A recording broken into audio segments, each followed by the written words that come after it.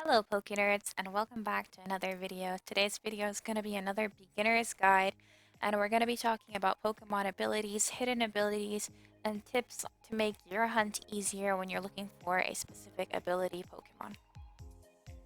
I was thinking of adding the topic of repel tricks and how to do them in the same video, but that's a really lengthy topic on its own, so I'm going to probably make that in the next video. So if you guys look here in the Pokédex, you'll see that there are 3 abilities for the Geodude, and on the far right it's in orange, and this is what we call the hidden ability.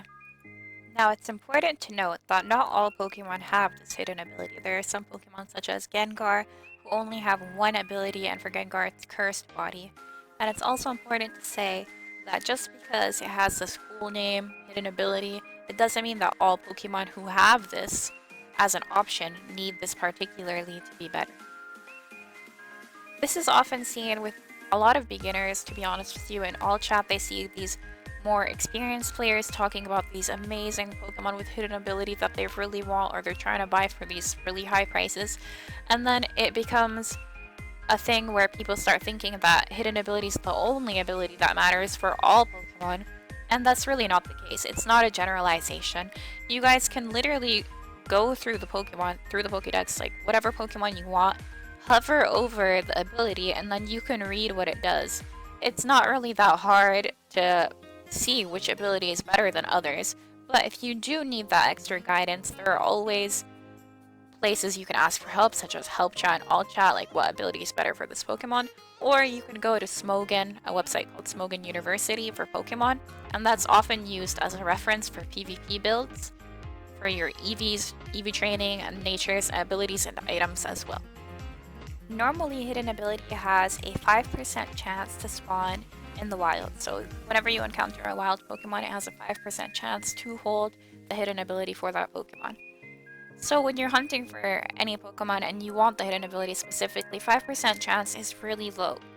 But there's an item that's available in the coin shop, or you can buy it directly from players in trade chat, that's called the Black Medallion, or more often known as BMS or Black Membership. And this item increases the hidden ability chance by 20%, so that it's a total of 25% chance, for 72 hours. So whenever you encounter a Pokemon, then you'll have a 25% chance of getting the hidden ability for that Pokemon. Alright, so now let's talk about some tips.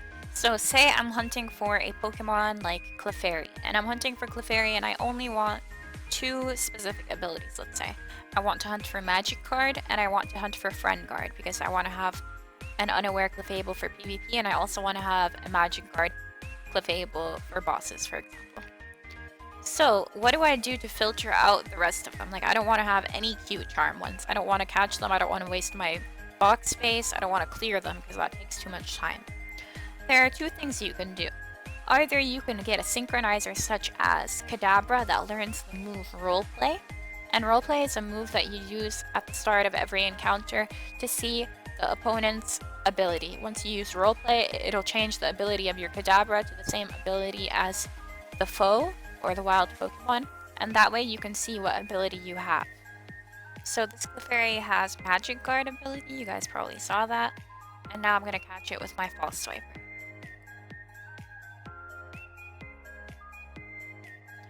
And then there's another option, which I like to use personally, is having a Pokemon with Trace. So what I do is I feint my Synchronizer. I'll have my Synchronizer in my first slot, I'll feint it, and then I'll have my Trace Gardevoir in my second slot. And then whenever I get into a wild encounter with Clefairy, then Trace will copy the foe's ability and I'll be able to see it in the text box on the bottom of the screen. You guys might want to turn the text speed to slower if you guys miss it, like if you're multitasking and watching like Netflix or something while you hunt. You might want to put the text speed slower, so that you guys have time to read what it says. And like for me personally, sometimes it happens, like I'm watching Netflix, I'm tabbed out, and then I miss it, like I miss what it says, so I just have to swap Pokemon. You know, it happens. Okay, dude, so often when you're first starting out, the first synchronizers you're gonna have are gonna be Noctus, and they don't learn roleplay, and you might not have a routes on hand with Trace, but that's totally fine. Once you guys get more into the game, you can start slowly swapping out your Natu synchronizers for Abras or Kadabras, either by hunting them or buying them for a little bit more expensive in trade chat, because Kadabra synchronizers usually go for like 20k if they have roleplay already. But it's definitely worth it, like either get a Trace Pokemon or get a Kadabra for the future. Okay dudes, so the last concept I want to go over before ending this video, I hope it's not too long, is the difference between epic, decent, godly Pokemon. You guys see that in the chat all the time when you're asking for rates. So as a generalization, this is a very highly subjective sort of thing, but generally Pokemon who have 20 plus IVs in their stats are considered epic, and Pokemon who have 25, 26, 27 plus, some people even consider 28 plus, are considered godly Pokemon. If you're at like 15, that means you're in the middle way between the highest and lowest possible chances, you know, it's 1 to 31 for IVs, so that's considered decent. But some Pokemon are exceptions. Like some Pokemon need to meet a certain speed standard, for example. Like if you want to use Gengar in PvP, people are going to tell you that no, you can't use this Gengar in PvP, it needs to have 31 speed, and that's the way it is. And this is usually the case in PvP because there are certain speed tiers and most commonly used Pokemon in PvP that you want to outspeed or have that advantage against. And since Gengar is a very, very commonly used Pokemon in PvP, you don't want to give a counter pick Gengar, like the enemy team has a Gengar as well. You don't want them to be faster than you, you know? So 31 is just the standard. I also want to emphasize the fact that nature's abilities, IVs and EVs don't really play an important role when you're going through story mode the first time, because you guys can literally use any Pokemon with any nature and it will get you through stories, and story is actually really easy. But once you start building your own teams for PvP, for bosses, or you just want to collect your favorite Pokemon, it's better to have something with the correct IVs or good IVs, correct EVs, and correct nature and ability.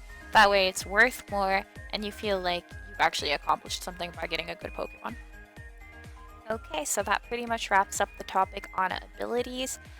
I hope you guys enjoyed the video. I hope you found it useful. If you did, leave a like and subscribe to my channel. Leave a comment because, again, I love reading your comments. And I will see you guys in the next video. Bye bye!